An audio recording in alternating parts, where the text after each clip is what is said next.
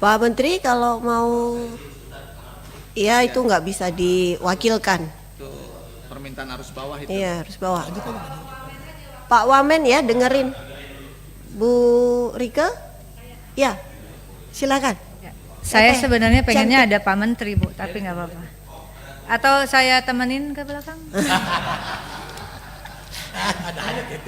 Maaf kalau tadi saya agak memaksa untuk minta disebutkan siapa yang hadir, terutama di meja depan, karena ini adalah rapat resmi dan kita disaksikan oleh seluruh Indonesia begitu. Dan yang kedua, karena saya selalu mencatat, Pak Wamen, mencatat siapa saja dari kementerian yang hadir, manakala nanti ada hal-hal hil-hil yang mustahil, saya punya catatannya begitu. Anda bicara apa, tanggal berapa, jam berapa.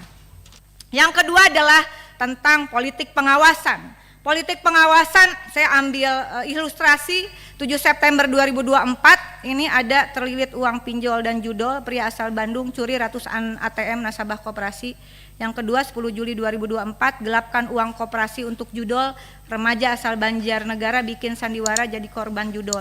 25 Oktober 2024 PPATK blokir 13.000 rekening dengan total uang di sana sekitar 280 triliun.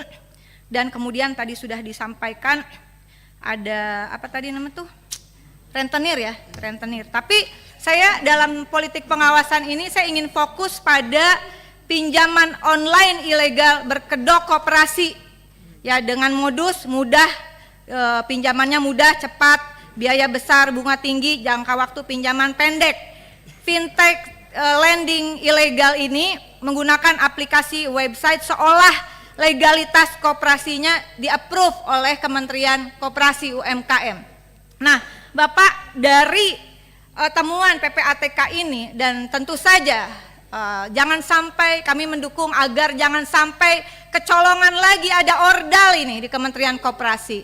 Mungkin bisa berkomunikasi untuk berkoordinasi dengan PPATK. Apakah ada juga dari ASN di Kementerian Koperasi, barangkali ada yang terlibat juga, atau segeralah mungkin membentuk tim mengenai fintech ilegal atau pinjol berkedok koperasi ini.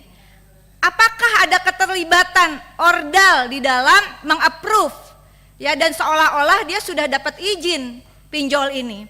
Dan saya terinspirasi dengan apa yang disampaikan Pak Menteri pada tanggal 22 Agustus 2023, waktu itu masih di Kominfo, bahwa judi online dan pinjol ilegal dianggap kakak adik, ujungnya kriminalitas. Daya rusak sosialnya tidak lagi bisa didiamkan. Sepakat Pak, sikat mafia pinjol dan judol. Ada kurang lebih masyarakat kita terlibat pinjol 138 triliun Bapak. Nah, penting kiranya untuk saya kira antara pinjol ilegal berkedok koperasi, lalu kemudian ada judi online di dalamnya, lalu nanti ada kaitannya dengan tindak pidana pencucian uang, lalu ada kaitannya dengan tindak perdagangan manusia, TPPO begitu.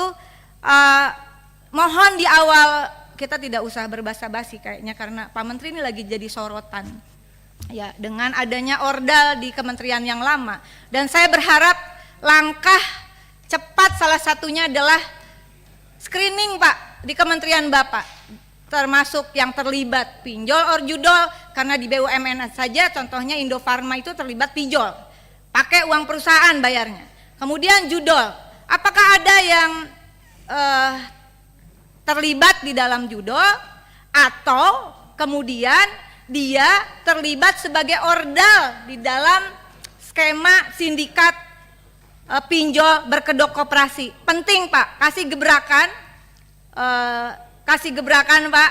Dan ini saya kira program 100 hari kerja, kalau memang ada yang terlibat langsung pecat Pak, langsung beri sanksi, dan usulkan, saya sudah mengusulkan secara terbuka sanksinya kepada ASN yang terlibat ke dalam judol adalah Undang-Undang ITE, Undang-Undang KUHP, dan Undang-Undang tentang penyelenggaraan negara yang bebas dan bersih dari korupsi, kolusi, dan nepotisme. Demikian pimpinan, mudah-mudahan memang agak panjang, tapi saya datang pertama karena dikasih terakhir. Mudah-mudahan sebagai penutup, terima kasih Ibu Ketua yang selalu memberi kesempatan. Wallahul muwaffiq ila aqwamit thoriq. Wassalamualaikum warahmatullahi wabarakatuh. Waalaikumsalam.